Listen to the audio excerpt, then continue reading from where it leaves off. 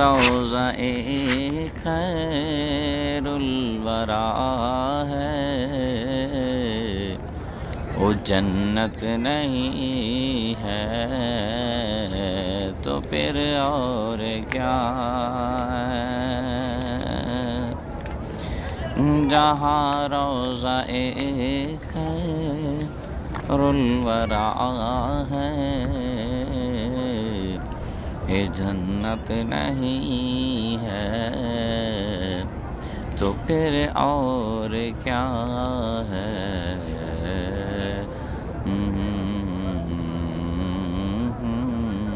الورا ہے، وہ جنت نہیں ہے تو پھر اور کیا؟ میرے آقا میرے لجپال مدینے والے، خوش رہے تیری آل مدینے والے،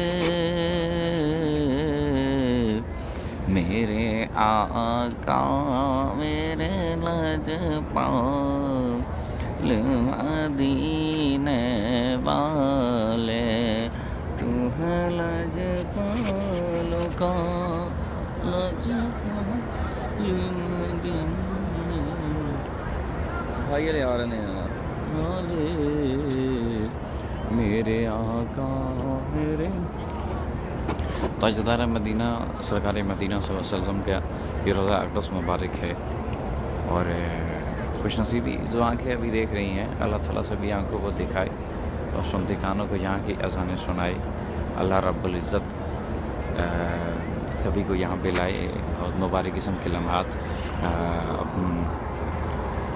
مسجد نبوی شریف کے، اور جیسے اس کا نام اسی طرح پرکیف لمحات، یہاں کے بہت ہی اچھے میٹھے لوگ جیسے سرکار دو علیہ وسلم کی مٹھاس ہمیں ملتی ہے، اور اسی طرح یہاں پہ ماشاءاللہ بہت خوبصورت زیارتیں، شہدائے احد، غزوہ خندق، اور سرکار دو علیہ وسلم کی ہاتھ مبارک لگائی ہوئی کھجوریں، جو اجوا کھجور ہے اللہ رب العزت کے محبوب نے لگائی، تو اس کا پھل کیسا کہ کیا ہی بات ہے، اور رب ذوالجلال نے ہمیں جو کچھ عطا فرمایا صدقہ رسول ہے۔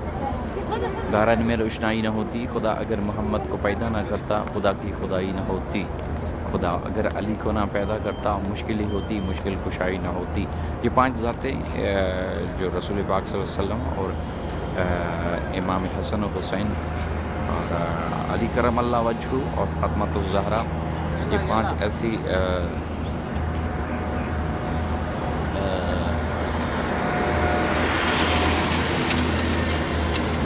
ذاتیں ہیں جن کا کوئی بھی عنوان لے لیں تو عنوان ہم سے مکمل نہیں ہوتا، یہ اتنی صفات ہیں اور کے مالک ہیں یہ 5 انباء، اور رسول کریم صلی اللہ علیہ وسلم کی صفات اور ان کا مرتبہ وہ رب جانے، اور رب کیا ہے اور رب کا محبوب جانے، ہم لوگ کیسے ان 2 ہستیوں کی پاکی بیان کر سکتے ہیں جن کا ظاہر بھی پاک ہے اور باطن بھی پاک، اور رب ذوالجلال تو ہے لا مکان، اور اس کا مکان نہیں، کہیں بھی کوئی ثانی نہیں اس کا، اور رب ذوالجلال کیا ہے محبوب جانتا ہے، اور وہ رب جانے کہ رسول پاک صلی اللہ علیہ وسلم کیا جواب ہیں، اور ہم گناہ گار اور خطا گوار جو ہیں کبھی 2 ہستیوں کی صفات بیان نہیں فرما سکتے، اور حسن علی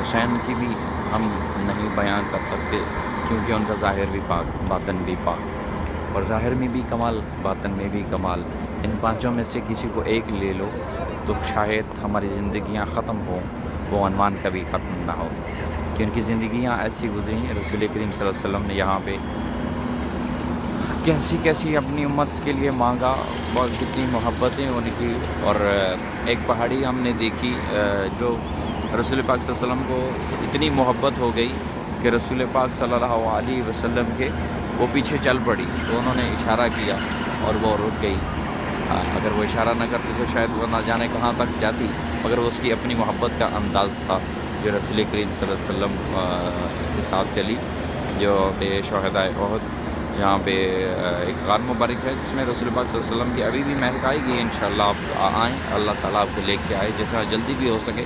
तो मुसलमान जब पैदा होता है तो उसकी ये ख्वाहिश होती है, दिली ख्वाहिश होती है कि वह रब्बुल ज़ुल जलाल मुझे अपने घर की ज़ियारतें नसीब फरमाए और कम से कम रोज़ा रसूल सल्लल्लाहु अलैहि वसल्लम में मैं जाऊँ, वहाँ पे जाके दरूद व सलाम के नजराने पेश करूँ।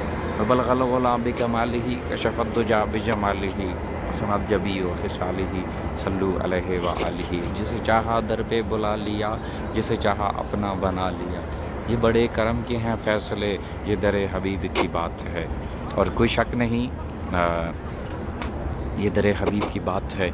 जिसको बुलाता है तो वो खुश नसीब यहाँ पे आता है और वह दुआएं मांगता है, रब्बुल ज़ुल जलाल कबूल फरमाए। यहाँ पे जन्नतुल बकी है। इस कब्रिस्तान की फजीलत ये है कि यहाँ पे मदफन होने वाले की कब्र का हिसाब नहीं है और अल्लाह ताला कबूल मंजूर फरमाए और अल्लाह ताला रहमतें फरमाए। जितने भी हमारे मुस्लिमात बच्चे बूढ़े जवान पर्दा फरमा चुके हैं, सुनने वाले सभी गुजारिश है दुआ फरमाएँ, अल्लाह ताला सभी मुसलमानों पे रहमत फरमाए।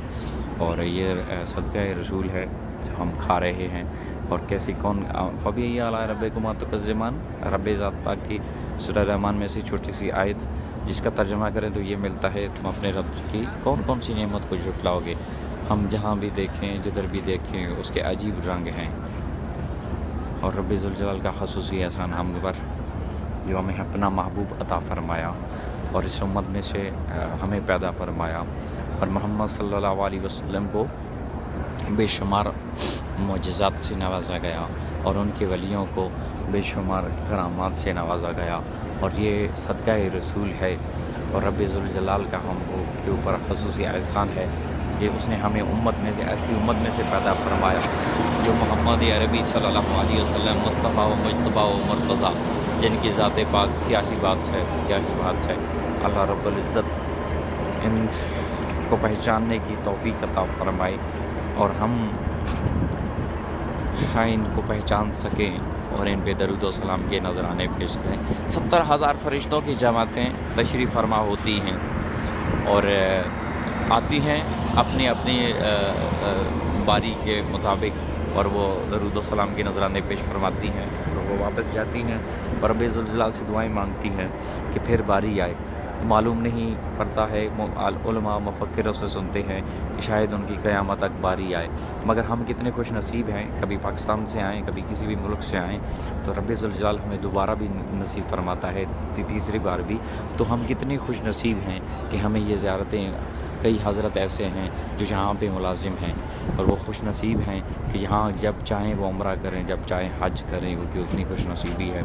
और हम भी जब भी वसाइल हमारे लिए रसूल पाक सल्लल्लाहु अलैहि वसल्लम के सदक़े से पैदा फरमाता है रब्बुल ज़ुल जलाल, तो हम भी हाज़िर हो सकते हैं और वो फरिश्ते देखें कि जो अल्लाह ताला की एक प्यारी मखलूक में से हैं और वो एक मलाइक हैं और उन्हें क़यामत तक बारी नहीं मिलेगी। मगर हम कितने खुश नसीब हैं कि शायद हो सकता है कि एक साल फिर दूसरे साल फिर भी हमें रब्बुल ज़ुल जलाल बुला ले। रब्बुल ज़ुल जलाल का ख़ुसूसी करम और सदका रसूल है और रब्बुल ज़ुल जलाल ये सदका रसूल कबूल मंजूर फरमाए और हर आने वाले की दुआएं रब्बुल ज़ुल जलाल कबूल फरमाए।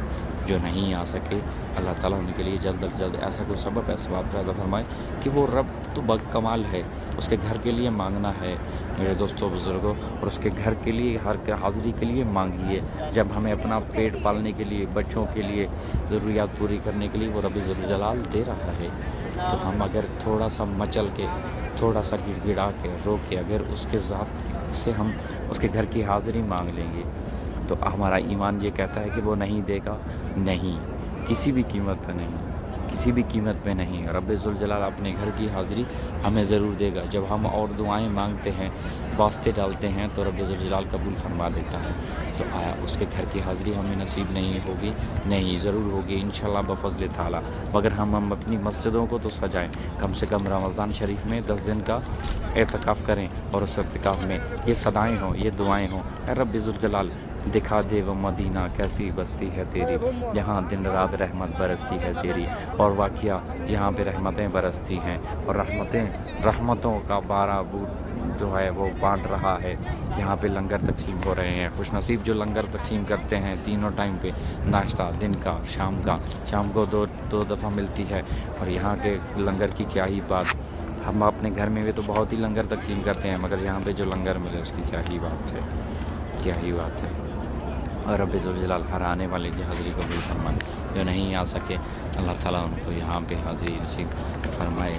اور جو ریاض الجنہ جو زمین سے تھوڑا سا زمین کا ٹکڑا جو جنت سے آیا, اور آپ اس پہ بھی نوافل ادا کریں اور وہاں دعائیں مانگیں.